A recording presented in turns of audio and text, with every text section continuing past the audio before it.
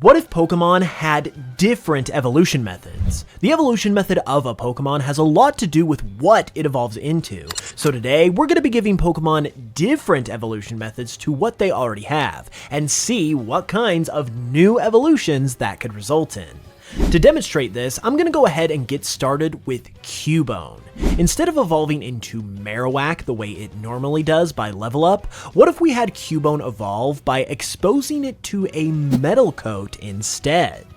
Well, it's just been discovered that when this is done, Cubone will evolve into Maskull, the Metal Mask Pokemon. It's speculated by researchers that Cubone's evolution into Maskull is able to happen thanks to its unique habit of wearing its mother's skull on its head.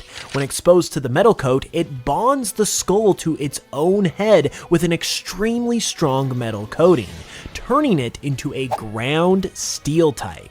This is thought to also increase the bond between Maskull and its deceased mother, as they are now literally bonded together as one being.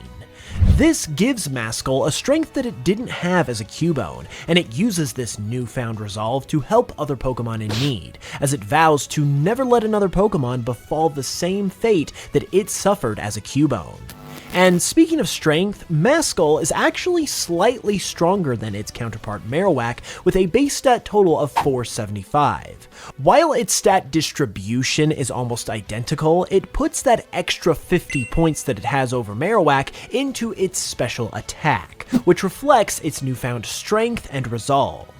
Maskull also has a new signature ability called Ghostly Channeling, which powers up any ghost-type moves used by the Pokemon and essentially gives it a stab bonus with ghost types in addition to its own types, which is similar to some other abilities that do this for other types and is a reference to this Pokemon's backstory regarding its deceased mother. For its shiny, Maskull also gains this green color, which I thought looked really cool, and then I also wanted to quickly mention the inspiration behind this design, because it's not just a random mashup of Pokemon and evolution method. It's actually inspired by the Man in the Iron Mask, who was an unknown French prisoner from the 1600s with a secret identity which caused his identity to become the stuff of legend. I thought this paralleled Cubone really well, with its true appearance being a mystery as well, and I thought the Iron Mask factor matched up perfectly with the skull that Cubone wears on its head. So overall, I thought the concept fit together quite well. Next, I wanted to look at a more unique method of evolution, and that is by maxing out your Pokemon's beauty stat, which is currently only used by Feebas to evolve into Milotic. Well, shockingly enough, it's just been discovered by Pokemon scientists that another Pokemon can evolve this way as well, and even more shockingly, it has been determined that this Pokemon is Trubbish. This had yet to be discovered because, frankly, no one thought Trubbish's beauty stat could be maxed out, but once this was finally accomplished, Trubbish was found to be able to evolve into Treasured, the treasure Pokemon. This Pokemon is based on the phrase, "one man's trash is another man's treasure," which is why obtaining it involves maximizing Trubbish's beauty. It also has the very unique distinction of being one of the only Pokemon ever to drop its type upon evolving and gain two entirely new ones, because Treasured is a Steel Fairy type. This is because of this Pokemon's treasure theme, as well as the fact that Steel Fairy is currently one of the best type combinations competitively speaking. So going from a poison type to that is another reference to the phrase, "one man's trash is another man's treasure." Stat-wise, it has a base stat total of 474 with fairly even stats across the board, but it excels the most in special attack and special defense. Additionally, this Pokemon also has a really fun shiny, as its body changes color from green to brown, which is a nod to the stereotypical look of a bag full of treasure. This video is brought to you by today's sponsor, Tokyo Treat and Sakura Co. We're about to hit the thick of the holiday season, and these boxes are prepared for the occasion with amazing snacks and treats that come straight from Japan. Each box is themed around the Christmas season and is full of fun goodies that would make the perfect gift for either yourself or for a friend or loved one. The Tokyo Treat box features fun stuff like Japanese exclusive Kit Kats, while Sakura Co is a monthly Japanese artisan snack box that features cultural treats, authentic Japanese tea, and even a piece of tableware in every box. It makes for a great way to treat yourself or for a great gift for the holiday season. So be sure to grab a box with the link in the description, and when you use code HOOPS at checkout, you'll also get $5 off your first box and be directly supporting the channel at the same time. So be sure to check that out with the link in the description, and a big thanks to Tokyo Treat and Sakura Co for supporting the channel. After the discovery of Treasured, it was determined that anything could be possible in terms of undiscovered Pokemon evolutions, and one was actually found with Phanpy. It's been discovered that when exposing Phanpy to a Magmarizer, which was previously thought to only work with Magmar, it will evolve into Tuskorch, the blazing armor Pokemon. Now, this one does require a little bit more explanation because it's obviously very Donphan-like, and that's because the concept was based around Donphan's tire motif.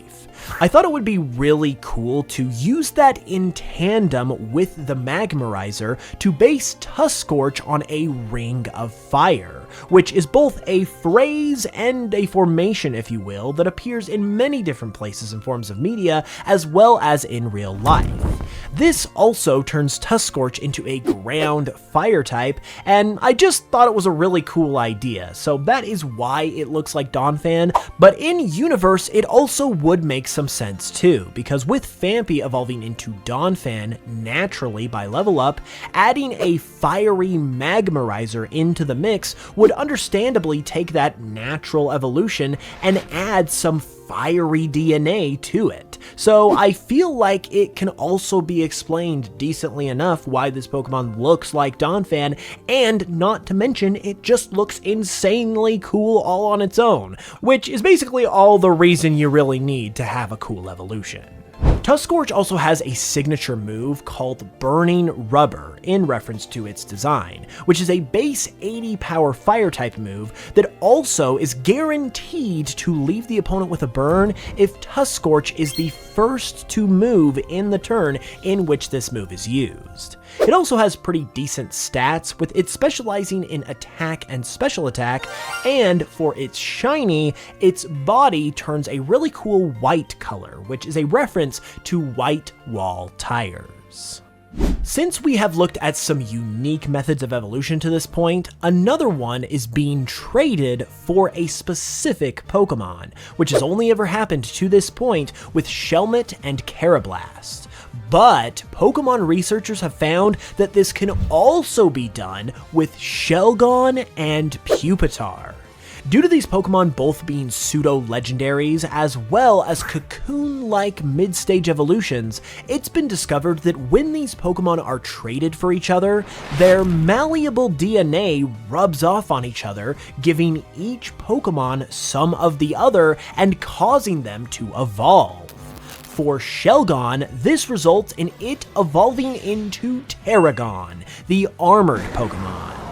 After being traded for Pupitar, some of the DNA that results in Pupitar's evolution into Tyranitar was exposed to Shelgon, resulting in this Tyranitar-esque evolution.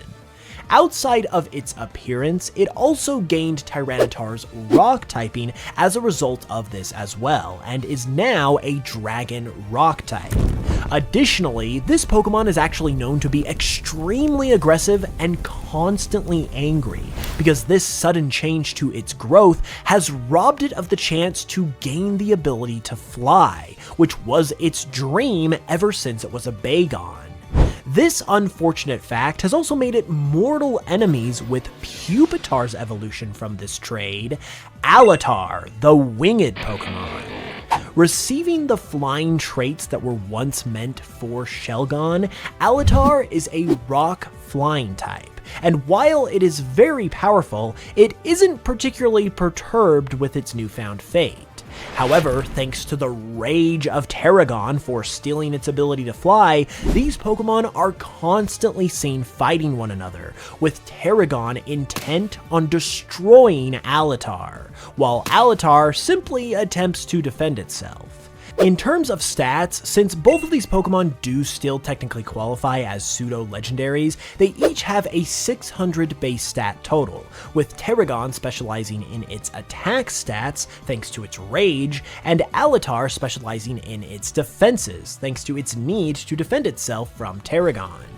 For their shinies, they actually both gain colors from Tyranitar and Salamence, as Alatar gains the blue coloration of Salamence, while Tarragon gains the green from shiny Tyranitar, while the orange tip on its tail comes from shiny Salamence.